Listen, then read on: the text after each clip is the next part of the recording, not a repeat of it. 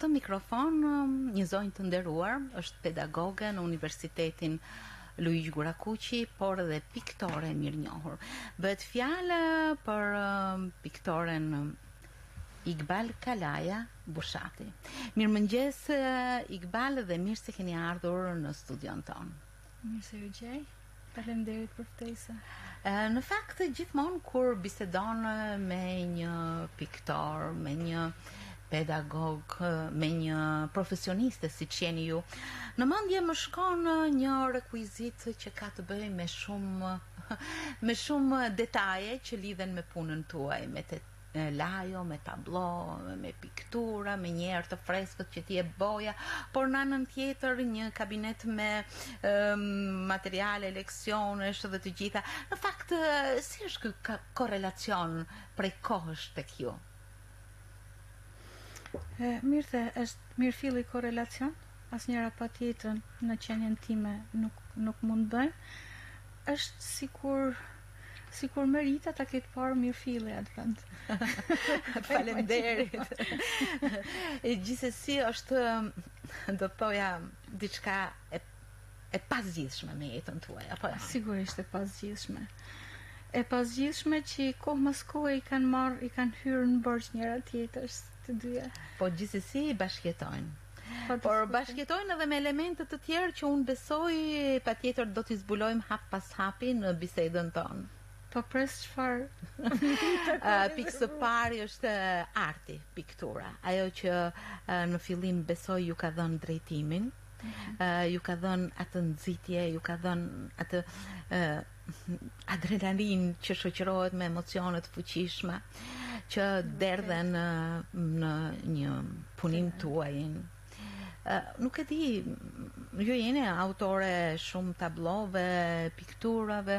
Unë kam parë, jo të gjitha kuptohet, por kam vënë re se gjërat hershme ndoshta. Tashmë nuk kam publikuar asgjë. Gjithsesi ato akumulohen dhe shpërthejnë një ditë, apo jo? Duke i parë ndoshta një shikues që ndoshta nuk është shumë specialist, mendon se duhet të deportosh, mendon se duhet të trokasësh në punimet tuaja, në portretet, në natyrat e qeta, në peizazhet apo në kompozimet, për të gjetur atë filozofi që ju keni dashur të shprehni, atë mendim që keni dhënë, atë motiv nga i cili jeni nisur për të realizuar pastaj një tablo. Pra, është një diçka që duhet ta kërkosh, duhet ta zbulosh, duhet të thellohesh, dhe jo diçka që të jepet e gatshme. Sigurisht. Përndryshe them nuk ka vlerë vepra e artit nëse nuk hyn bashkëbisedim me shikuesin e vet, nëse nuk i zgjan diçka për të zbuluar, diçka për të plotësuar masë nga vetja e kështu me radhë. Nëse biseda mbetet e hapur me shikuesin, them që atëherë vepra e ka kryer funksionin e vet. Nuk di se cilat mund të jetë tablot që ju keni parë, por me qenë se po flisni edhe për kompozimet që në fakt është gjinja ime e preferuar, sigurisht i livroj të gjitha, po aty më duket vetja më plot ose me më shumë mundësi për të shprehur veten apo për të hequr një simbolik, një mesazh e kështu me radhë. Me që jemi këtu te simbolika, do të më pëlqente, me qenë se pas ka qenë dëshira ju që diçka të flitet për në një nga veprat e mia, po i referohem një tabloje që titullohet Ëndra Dric. Është një tablo që i përket fillimit viteve 90, saktësisht 1993. Pra është mirë filli periudha kur ne dolëm nga një periudhë, nga një sistem në një tjetër, në një sistem tjetër.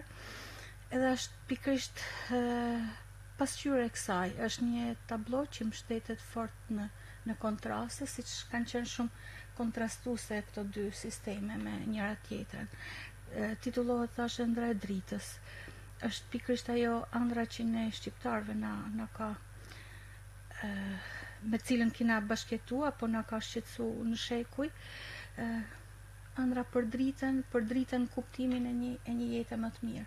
Dhe këtu thash është pikërisht tablo kontrastesh ku është në luftë errësira me dritën. Errësira sigurisht presupozonte sistemin që kalum dhe drita këtë në të cilën kemi hyrë dhe janë e errta dhe dritat të cilat përplasen me njëra tjetrën dhe është një errësirë e madhe e cila sapo ka filluar të çahet dhe të hyjë drita nëpër të, por duke perceptuar që realisht ende nuk kishim hyrë, nuk kishim realizuar ëndrrën, nuk kishim realizuar ëndrrën të plot, nuk ishim në dritën e fuqishme që donim, nuk ishte një dritë që ende nuk i lexonte as siluetat tona të qarta, por vetëm sa ishte qartë dhe terri ende ngërthehej në trupin e brisht të errësirës.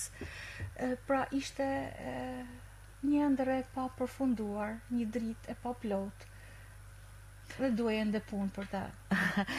Duke ju drejtuar vetëm një tabloje që ju sapo përmendët, por sa realizime të tilla mendon se pa qenë një mendimtar, ndoshta edhe një filozof, nuk mund të realizosh diçka të bukur, një vepër artistike, siç bëhet fjalë për kompozimin në këtë rast, apo jo? Sigurisht.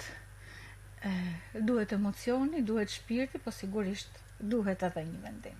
Natyrisht. Janë gjitha në fakt është duhet edhe një mendim, sepse në fundit arti ka edhe një mision, ose ne jemi edhe misionar, që dum të prekim diçka nga realiteti që jeton, dum trokasim dikun ku duhet trokasim për të zgjuar një rruga e artistes pas e një intelektuale të plotësuar natyrisht kalon në një trajektore ku ka një nisje.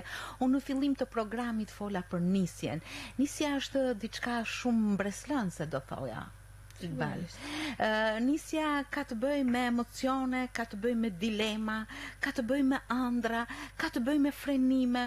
Pra ja ngërthen një sër ndjesish. Si ka qenë nisja juaj? Nisja ime në art. Natyrisht. Ka qenë thjesht, fillimisht, po i referohem një gjë që ndodh në gjithë fëmijërit, edhe në gjithë botën, në gjithë kohrat. Ka fillu që është në fëmijërinë e hershme, ka fillu si gjithë fëmijët e botës të cilët kanë nevojë për artin, ashtu kam fillu edhe unë, pra në fëmijëri dhe si fëmijë, por do të më pëlqente, sepse ndjej, do të më pëlqente të vjen vëmendje diçka tek e cila besoj. Besoj fort te geni edhe tek tradita. Kur flas për genin, kam ndërmend timat, më falni, i cili që në fëmijërinë e hershme, ashtu si unë, është shu për prirje shumë të forta në art. Baba juaj Faik Kalaja, ndjes past, një profesionist i njohur në fushën e konfeksioneve të rrobaqeftësisë, apo jo, njerëzit besoj e kujtojnë. Sigurisht që e kujtojnë, kam ende tani kur takoj njerëz të cilët, nëse mund ta quaj kështu, janë veshur nga një mat, ma kujtojnë edhe kujtojnë kënaqësinë që kanë pas sa herë. Po. Janë veshur nga ai. Dhe shumë shpesh e kam ka qenë artist. Vërtet nuk ka pas se si të mos ndërhynte në punën që ai bënte, në zanatin e tij, kishte si të mos ndërhynte aftësia apo prirjet që ka pas në art. Ai ka qenë nxënës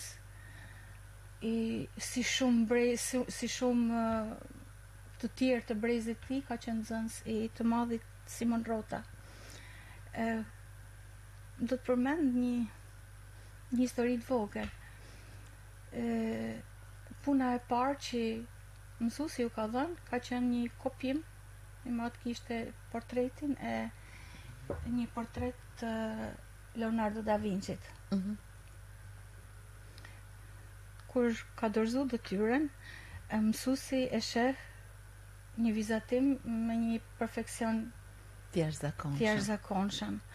E sillte para mrapa duke qenë mos besues për një realizim të vërtet, jo, realizim të vërtet në kuptimin besonte se duhet ishte një kopje, por realisht nuk gjente askund një gjurmë të tillë.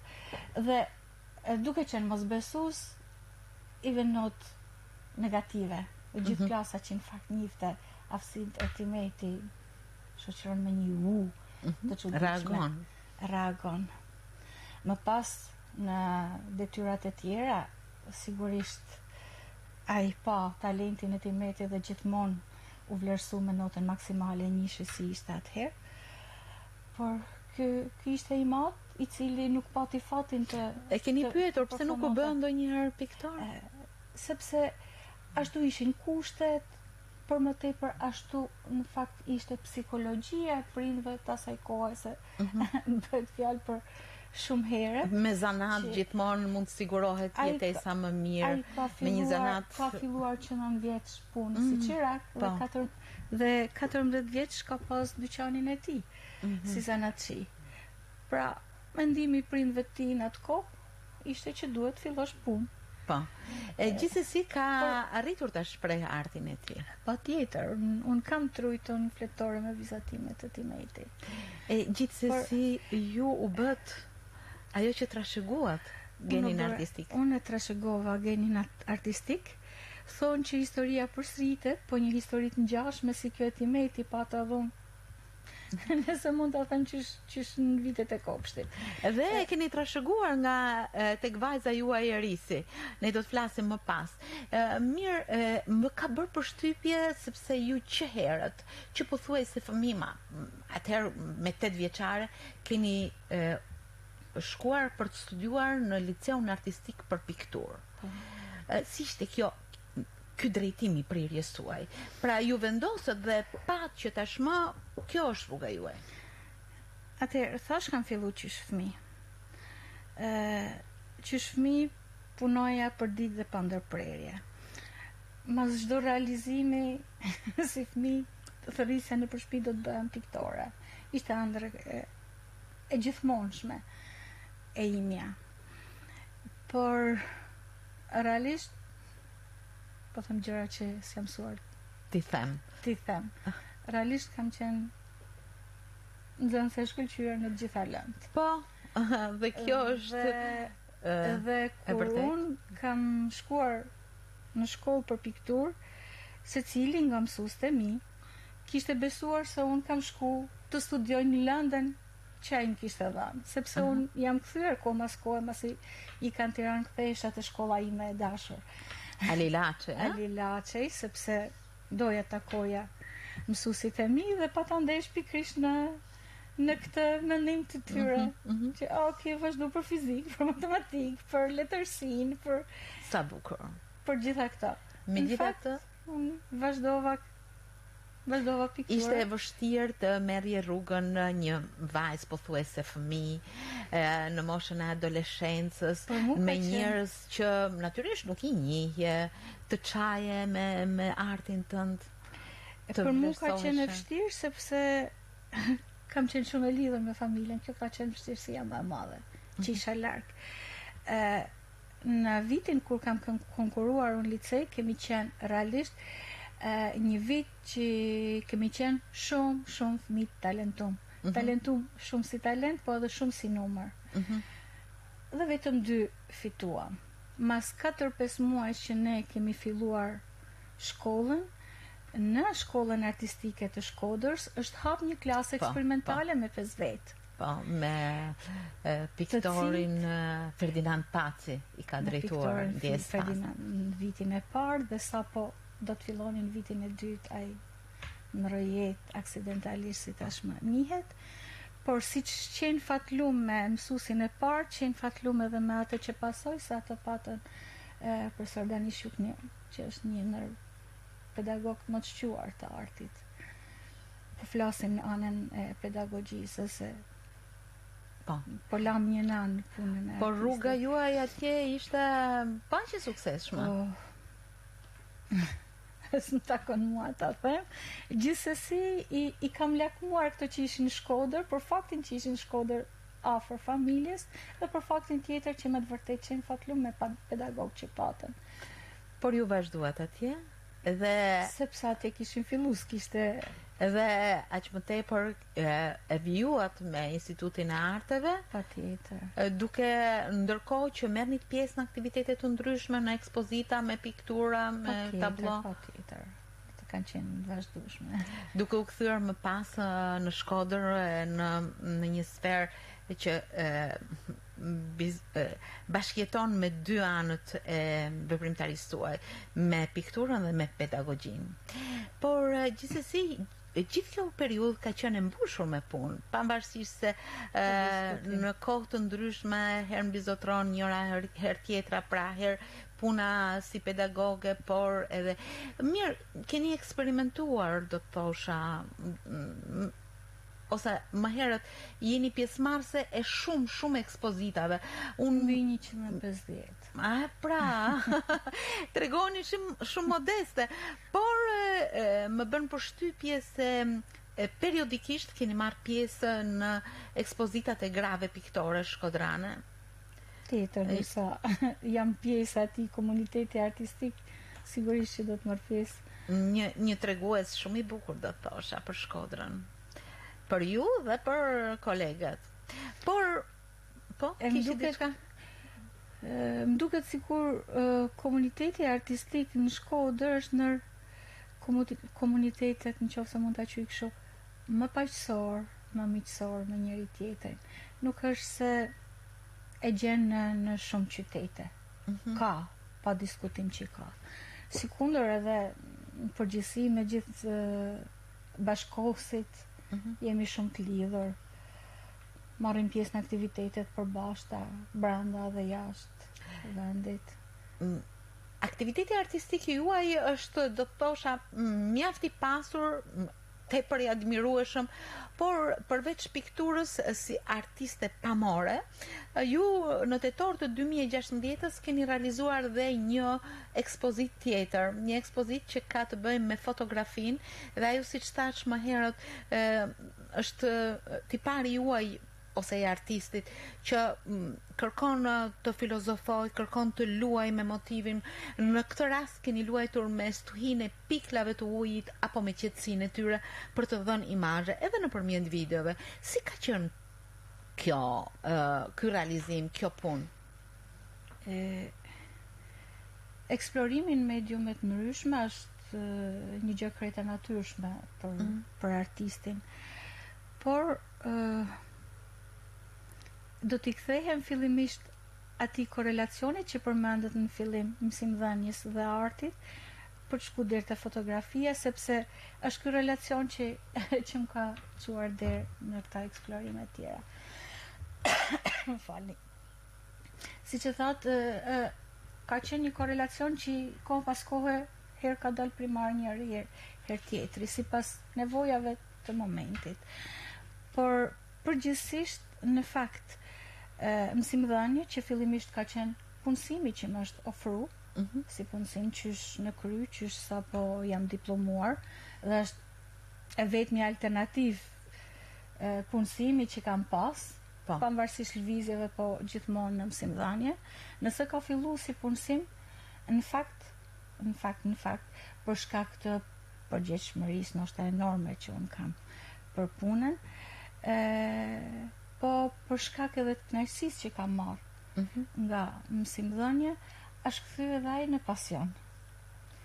Po është një pasion i cili realisht i ka hyrë në hak artit, për të mos thënë është bërë borxhli ndaj artit tim, ndaj familjes time, ndaj edhe unit tim. Aq shumë kohë ka marrë.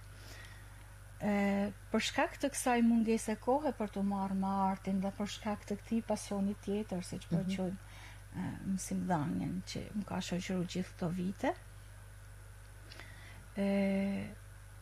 nga mungesa e kohës ju drejtova këtij mediumi tjetër, sepse më jepte më mundësi për të shpreh, sepse ishte medium më i shpejt. Po. Mund të thush rastësor, kam shku drejt këtij mediumi rastësisht sepse ishte më i mundshëm. Si u lindi si ide, sepse një sekond, po desha, por pa menduar asnjëherë se do të ishte një medium që do të më mbushte kaq shumë, se do të më plotësote boshin apo mungesën e të marrunit direkt me pikturën, se art ishte edhe ky, po flas me mediumin e pikturës që sigurisht ishte pasioni im i parë.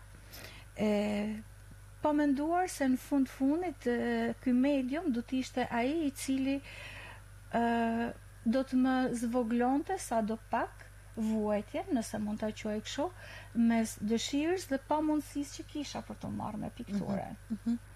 E nuk e dija se do të më hynte kaq në zemër. Megjithatë un kam shumë cikle fotografish që i kam me tematikat ndryshme që në fakt ngrenë probleme, ngrenë shqetësime, si kundër janë edhe këto pikat e shiut, siç i përmend ju, janë në shumica e fotove të asaj ekspozite, po edhe të videove që sillen rreth kësaj. Ju në këtë ekspozitë, ju vetëm keni parë këndin e vështrimit, keni gjetur tematikën, keni parë mjeshtrit e tjera të realizimit të një fotoje, por edhe në një farë mënyrë keni ndërhyrë duke dhënë emocionin tuaj nëpërmjet këtij elementi.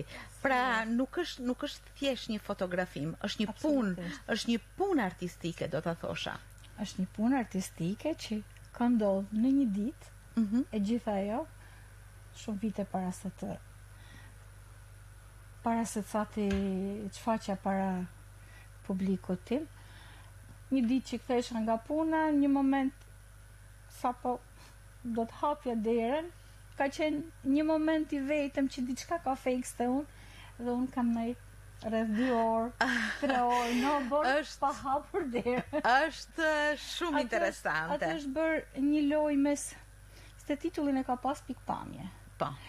Mes fjalës pikpamje vetë, që është një pikpamje tjetër për ta pa ndryshe botën, edhe mes përbërjes të tyne dyjave, pikës edhe pamjes imazhit. Që kanë dhënë këtë.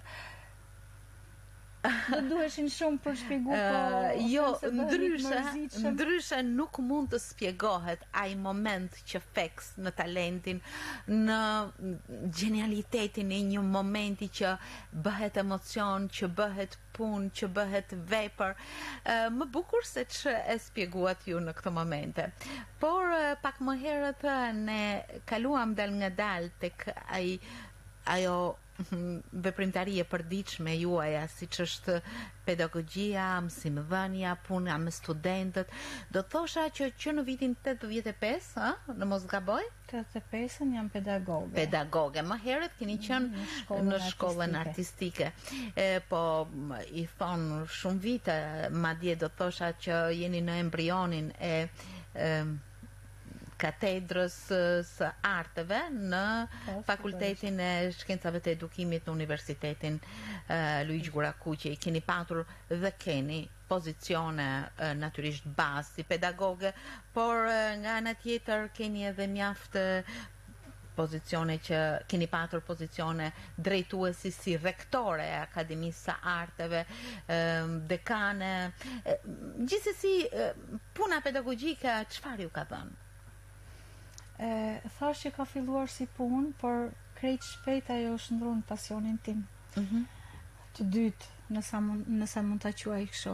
Dhe si çdo pasion, sigurisht kam fituar shumë kënaqësi. Përveç lodhjes pafund, kënaqësitë kanë qenë pafund, duke filluar nga rezultatet e nxënësve apo të studentëve të mi, dhe duke përfunduar në një feedback fantastik që studentët vit pas viti më japin, që është problemi më i mirë. Si e shihni këtë, sepse kjo dek ka ardhur gjithmonë në rritje? Edhe studentët, prurjet e reja, ato që mbarojnë, pra është një lum i rrjedhshëm në fakultetin tuaj. Si e shihni ecurinë e kësaj dege? Shpresoj që vit pas viti do të vinë duke u forcuar. Po vështirësi ka qenë gjithmonë edhe konkurenca me Akademinë e Arteve, sepse realisht Shkodra ka qenë historikisht ndër vite furnizuesja kryesore me talente e Akademisë Arteve, dhe në momentin që hapemi ne sigurisht që sa konkuroni kanë një marrëdhënie të barabartë, do thosha, kanë një vlerë të barabartë, pa diskutim. Pra gjithsesi studentët tuaj janë të konkurrueshëm mirë në tregun e artit. Janë të konkurrueshëm mirë, kanë provuar ekspozitat e ndryshme, sikundër, meqense ne ende nuk kemi hap, se jemi degare, ende nuk kemi hap një master për artet, i cili është i aplikuar, po ende nuk janë kthy përgjigjet nga institucionet përkatëse. Studentët që kanë marrë tek ne kanë shkuar në Tiranë dhe kanë qenë shumë të suksesshëm. Diçka shumë e bukur. Tregon që bazën që kanë marrë në bachelorin ton ka qenë bazë shumë e fortë.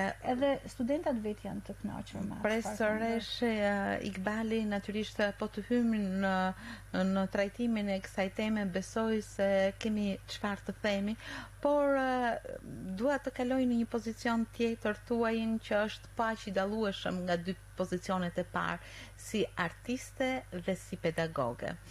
Në një pozicion tjetër që plotson portretin tuaj të intelektuales, ju jeni bashkëshortja e shkrimtarit dhe studiuesit Xhahid Bushati. Duke qenë kolegu ton prej shumë vitesh.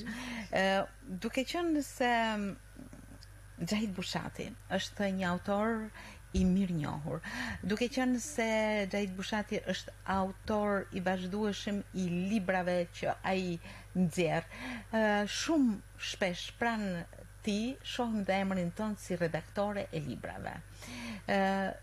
Si e shihni ju këtë, çfarë ju ka nxitur të keni këtë bashkëpunim me Xhahidin? Që në krye përmenda genin. Përmenda timat për genin e artit, por do t'i referojmë sërish atij për gjithë lidhjen se si ka lind ky bashkëpunim, që s'ka qenë rasor, ka qenë krejt i natyrshëm. I madh gjithashtu ka qenë i dashuruar me librin. Ka pas një bibliotekë shumë të pasur, pavarësisht kushteve ekonomike që s'kan qenë asnjëherë të mira. Unë të matë maj mend që çdo 15 ditë vinte me një tur librash, artistik, shkencor, biografik e të çfarë do lloji tjetër. Dhe në momentin e fundit ka pas libër te koka. Sa bukur. Dhe sigurisht pasionin edhe për librin gjithë ne fëmijët e kemi, po prap nga timat. Dhe zhvendosja ime e martesën nga shtëpia e Timeti tek shtëpia e tim shoq ka qenë krejt e natyrshme për shkak të këtyre ngjashmërive që familjet tona kishin pas. Rastisht, po një rasti e mrekullueshme. Sigurisht duke dashur librin, kam dashur leximin, kam dashur të shkruarin gjithashtu, kështu që krejtësisht natyrshëm, pa kërku të marr një rol, pa më kërku ta marr rolin. Pra është një bashkëpunim pothuajse që ka ardhur krejtësisht në mënyrë të natyrshme. Po mirë, që në momentin kur unë fillova disa ngarkesa shumë më të mëdha këto vitet e fundit për shkak të atyre impenjimeve që përmend ju parë, të mos kisha mundësi nganjëherë kur shkrute unë bëja redaktimin, ndjesha keq. Edhe më dukej se sikur diçka do të mungoj, po mos mbase diçka nuk e. A jeni shumë kritike? Jam shumë kritike, jam shumë kërkuese, por si përfundim bëhet e imja. Dhe të njëjtën gjë kërkoj nga tim shoq, por jo, më shumë thot fjalë të mira se sa kritika. Siç duket, të cilat janë gjëra të cilat në fakt jo. Secili artist ka nevojë të ketë dikën që natyrisht që jo thjesht ta nxjisi, po edhe ta kritikoj kur duhet. Dhe Xhahidi, për hir të vërtetës, pavarësisht lidhjes son, ka pas afri me artin, flas me artin, ka marrë, e ka mjek, e ka njoft edhe ma përpara, kështu që është i aftë normalisht në bëj edhe kritikat. Por më duket se është më butë se sa duhet në këtë drejtim. Gjithsesi, ashtu siç po e kuptoj me tablon time të imagjinatës, shtëpia juaj, përveç se një shtëpi familjare, është edhe një studio e madhe ku përgatiten libra, tablo, foto, kopertina, Risi, vajza juaj që është piktore, shpesh është personazhi i tretë në punimet tuaja të përbashkëta, ilustratoria. Gjithsesi është, do të thosha ngërthen shumë arte, por dhe një bashkëpunim të mrekullueshëm. Është vërtet. Pak të bashkëpunim, sidomos ne gratë nuk do të bënim, apo jo? Sigurisht që ja. Mirë, nuk na keni thënë se çfarë keni në nisje ose çfarë keni të përgatitur, sepse thatë që prej kohësh nuk kam ekspozuar, patjetër që keni akumuluar shumë. Akumulime kam shumë, sigurisht. Në mend kam shumë ide që pa u derë të lajës kam pse... Po disa janë derdhur dhe qëndrojnë aty. Sigurisht që ka shumë. E ka nga ato që përmena shqetësime. Kam cikle, po themi, me gjakmarrjen, kam cikle me braktisjen, e gjitha formave që janë sot. Kam. Unë do të thosha se... Varet pastaj në çfarë mediumi do...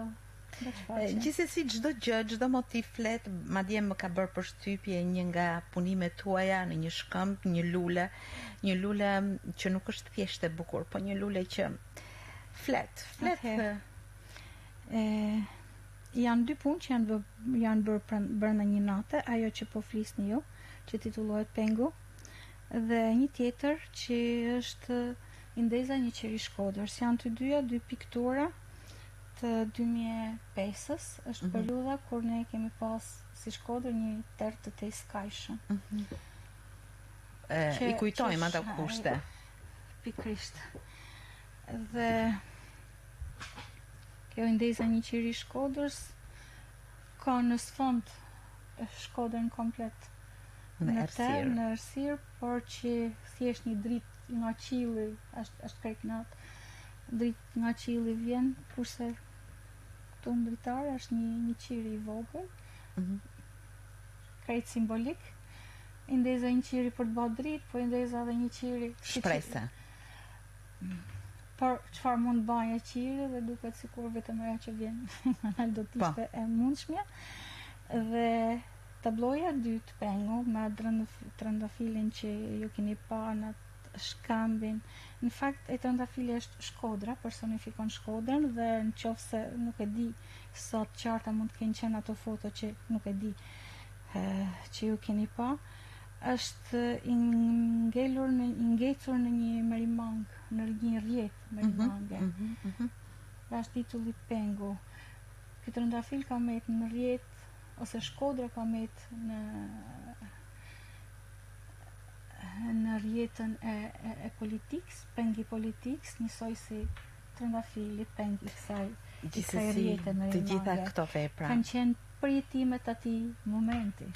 Të gjitha këto vepra plotësojnë penelin, kuadrin tuaj, çdo gjë që ju mbështillni imazh dashuri për ta realizuar në artin tuaj, por edhe në punët tuaja dhe në veprimtarinë tuaj si pedagoge apo dhe redaktore e librave të shkrimtarit Xhahid Bushati, bashortit tuaj. Ishte një stacion bisede ku ne u munduam të ndalemi në disa nga pikat kryesore të veprimtarisë suaj. pa pretenduar se kemi thënë të gjitha. Ndoshta në rrugtimin tuaj do të ketë përsëri të tjera elemente, të tjera ngjarje, të tjera motive për të shprehur, dhe besoj kjo rrugë e gjatë do të na japin mundësi të tjera për të ritakuar, për të shprehur natyrisht këto ndjesi kaq të bukura siç ka një artist, zemra e të cilit gjithmonë ndjen disa rrahje të veçanta, sepse artisti është pikërisht për këtë moment frymëzimi dhe për realizimin e këtij frymëzimi, por edhe në të gjithë veprimtarinë tuaj si intelektuale. Iqbal, ju falenderoj shumë që erdhët sot në Mirëmëngjes Shkodër. Ju për ftesën që më keni bërë. Në mbyllje do doja të thoja 2 gjëra të vogla. E hapa me besimin që thash kam te geni, dhe besimi i dytë që them është pjesë e formimit tim, është besimi që kam te trashëgimia. Sigurisht dihet që kam lind në këtë qytet, i cili lindi dhe rriti shumë breza artistësh që përbën një trashëgimi fatlume për ne që jemi pasardhësit e këtyre brezave, dhe sigurisht që nga ato kemi marrë, dhe u rrita po në këtë qytet ku bashkëqytetarët e mi në kohën kur unë po flas e mbyllnin xhiron e mbrëmjes në një vizitë në Galerinë e Arteve të Shkodrës. Ky është një kujtim që mu gjithmonë ka mrekullu, dhe më duket se një farë mënyre ka shënju të ardhmen time. Diçka shumë e bukur. Jo shumë qytete e kanë. Diçka shumë e bukur për identitetin ton. Të falenderoj sërish, duke të uruar. Në radhë të parë shëndet dhe jetë. Inshallah. Dhe në vijim natyrisht në mënyrë që në këtë shëndet e jetë, inshallah na jep Zoti, me qenë se jam shumë afër pensionit, jam vitet e fundit, shpresoj